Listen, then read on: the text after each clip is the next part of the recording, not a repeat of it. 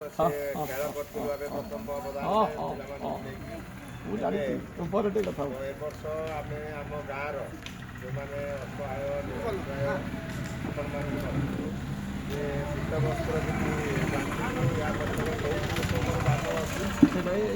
ତ ଆମ ଗାଁରେ ଅଛନ୍ତି ଉପସ୍ଥିତ ଅଛନ୍ତି ବରିଷ୍ଠ ଆଉ ମାନ୍ୟଗଣ୍ୟ ବ୍ୟକ୍ତି ଅଛନ୍ତି ଆମେ ସମସ୍ତେ ଜାଣିଥିବା ଯେ ଦିବାକର ବେହେରାକୁ ଆମେ ସମସ୍ତେ ଜାଣିଛନ୍ତି ଆମ ସାକାଙ୍କର ଲୋକ ତାଙ୍କ ପାଖକୁ ଅଛନ୍ତି କୁଣ୍ଡୁ ଲେଖା ତାଙ୍କ ପାଖକୁ ଅଛନ୍ତି ଆମର ନରେନ୍ଦ୍ର ପଣ୍ଡା ଯିଏ ଆମ ସାକାଙ୍ଗ ହାଇସ୍କୁଲର ଶିକ୍ଷକ ଅଛନ୍ତି ତାଙ୍କ ପାଖକୁ ଅଛନ୍ତି ରଘୁନାଥ ଘଡ଼େଇ ରମ୍ପା ଘଡ଼େଇ ବୋଲି ଆମେ ସବୁ ଜାଣିଛନ୍ତି ତାଙ୍କ ପାଖକୁ ଅଛନ୍ତି ବୈକୁଣ୍ଠ ସେଠୀ ସମସ୍ତେ ଜାଣିଥିବା ତା ପାଖକୁ ଅଛି ସୁଦାମ କୁଣ୍ଡୁ ସଦୟ ତାଙ୍କ ପାଖକୁ ଦାସିଆନା ଦାଶରଥୀ ଉପାଧ୍ୟାୟ ଏବଂ ଆମର ସେଠି ନିରଞ୍ଜନ ବାବୁ ବସିଛନ୍ତି ତାଙ୍କ ଘର ଅଡ଼ା ଆସିକି ଥାଏ ଆମର ଏଇ ବସିଥିଲୁ ଏମିତି ଅନେକ ପିଲା ଅନେକ ଲୋକଙ୍କ ସହଯୋଗରେ ଅନୁଷ୍ଠାନଟି ଗଢ଼ି ଉଠିଛି ଏ ବିଭିନ୍ନ କାର୍ଯ୍ୟକ୍ରମ କରିବୁ ତାର ଏଇଟା ପ୍ରଥମ କାର୍ଯ୍ୟକ୍ରମ ହିସାବରେ ଆଜି ଶୀତ ବସ୍ତ୍ର ବାଣ୍ଟିବା ପାଇଁ ଆମେ ଯୋଜନା କରିଥିଲୁ ନିହାତି ଯେଉଁମାନଙ୍କୁ ଆମେ ଚିନ୍ତା କରିଛୁ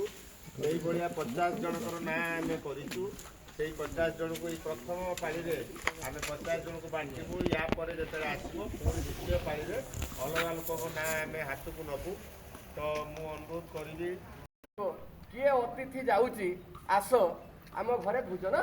କରିବ ତେଣୁ ପ୍ରତ୍ୟେକ ଲୋକଙ୍କର ପାଳି ହେଇଛି ପାଳି ଅନୁସାରେ ସେ ଅତିଥି ଭୋଜନ ଦେବ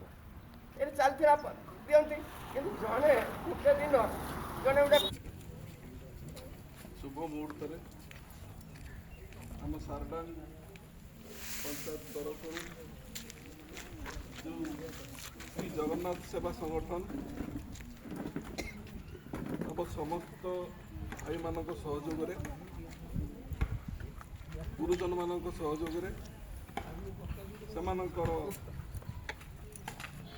से किंचित अवदान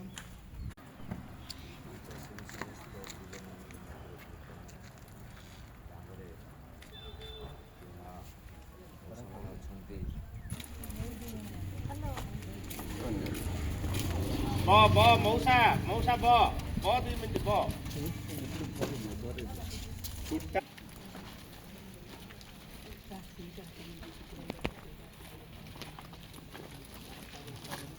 कमला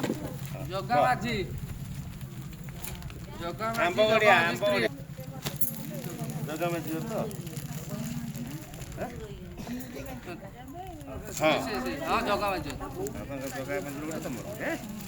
गौनिया माझी